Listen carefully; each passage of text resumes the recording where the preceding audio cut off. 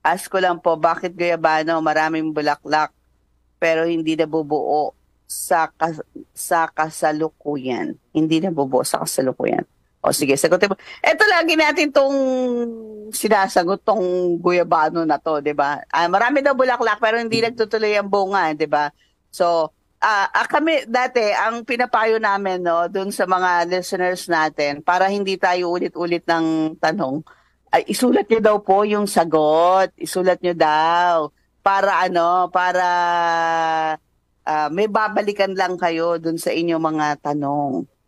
Okay. Ah, O, ikaw muna, sumagot.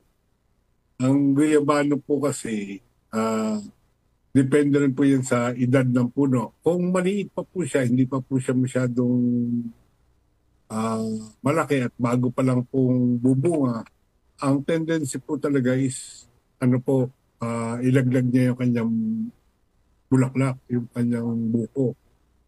Ah, pero yan po, baka naman po kulang lang kayo sa yung pollinator. Ah, ano lang po, lagyan nyo lang po ng fertilizer yan bago tuloy-tuloy naman po ang pagpapabulaklak niyan bago makaka-attract din po yan ng maraming habang Pollinator. yung bulaklak niya dadami po yung amoy na ma-attract sa ng pollinators.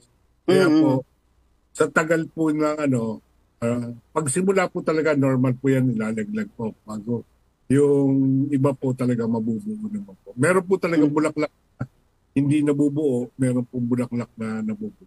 Tama po. Okay. So, ayan. Guyabano. Sarap pa naman ng guyabano.